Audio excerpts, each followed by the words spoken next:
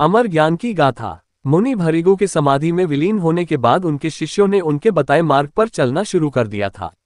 मुनि द्वारा प्राप्त ज्ञान और यक्षिणी द्वारा दी गई शिक्षाएं उनके जीवन का आधार बन गई थी।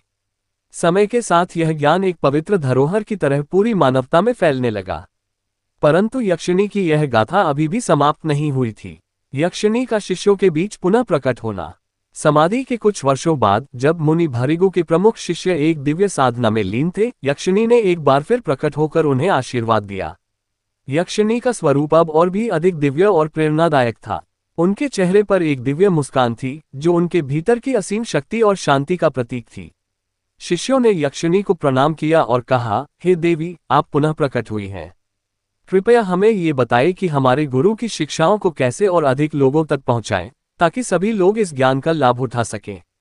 यक्षिणी का मार्गदर्शन। यक्षिणी ने शिष्यों को कहा, हे महान आत्माओं, मुनि भृगु का ज्ञान किसी पुस्तक या ग्रंथ में सीमित नहीं हो सकता। ये वह ज्ञान है जो आत्मा से आत्मा तक पहुंचता है, हृदय से हृदय तक बहता है। इसे फैलाने के लिए केवल शब्दों की आवश्यकता नहीं, बल्कि इसे जीने की आवश्यकता है।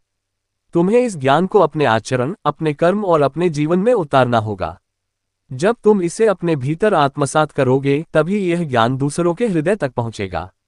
यक्षिणी ने उन्हें निर्देश दिया कि वे प्रेम, करुणा और त्याग के मार्ग पर चले। ये जीवन जीने का सबसे सशक्त तरीका है जिससे हर साधक सच्चे ज्ञान को प्राप्त कर सकता है। शिष्यों का निर्णय। यक्षिणी की बात सुनकर शिष्यों ने ये निश्चय किया कि वे केवल साधारण शब्दों से नहीं, बल्कि अपने जीवन को एक प्रेरणा के रूप में प्रस्तुत करेंगे। उन्होंने सेवा, करुणा और प्रेम के मार्ग पर चलने का संकल्प लिया और समाज के सभी लोगों की सहायता करने का निश्चय किया।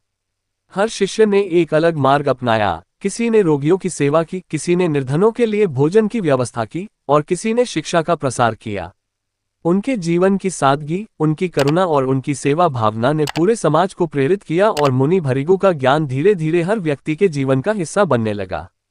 यक्षिणी का अंतिम संदेश। कई वर्षों बाद जब शिष्य अपने जीवन का अंतिम समय देख रहे थे, यक्षिणी ने एक आखिरी बार प्रकट होकर उन्हें आशीर्वाद दिया और कहा, तुमने मुनि भृगु की शिक्षाओं को अपनी आत्मा का हिस्सा बना लिया है।